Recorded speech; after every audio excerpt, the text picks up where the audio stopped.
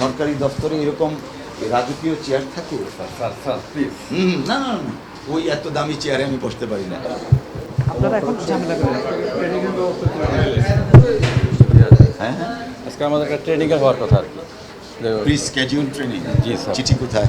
Training যে আছে মানে স্যার এটা আমার ডাটা এন্ট্রি তো গত কয়েকদিন আগে ওয়ার্কশপ গেছে এবং বলছে আজকে সম্ভাব্য হইতে পারে আর কি। না, আপনি একটু আগে বললেন ট্রেনিং আছে, এখন সম্ভাব্য হতে পারে। ট্রেনিং থাকলে তো নির্দিষ্ট একটা স্কেডিউল থাকবে, একটা চিঠি আসবে যে এই তারিখে এই এতটার সময় আপনি ট্রেনিংয়ে যোগ দেবেন। তো এখন বাজে আপনি ওনাকে আবার জাস্টিফাই করার চেষ্টা করছেন ওনার বিলম্বটা।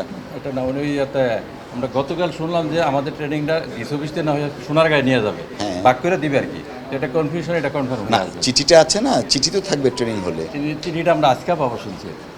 আপনি আজকে ট্রেনিং আবার আজকেই চিঠি পাবেন।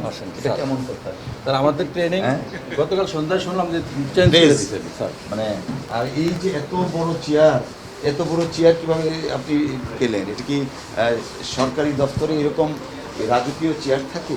জেলা স্যার তো? আগে স্যারের দিয়ে গেছে। আমি তো আসলে নতুন স্যার এখানে। কতদিন যাবত হলেন? 4 মাস 5 মাস চলছে। আপনি কাগজপত্র বের করেন কিছু? স্যার বসেন স্যার। না ঠিক আছে, আমরা বসবো এখানে কেন? হ্যাঁ না, এটা হাজিরা খাতাতে দেখছি। ভাই পদটা ভেঙে যাবে। আরে না, ওই চেয়ারে বলুন। Sir sir sir sir sir please.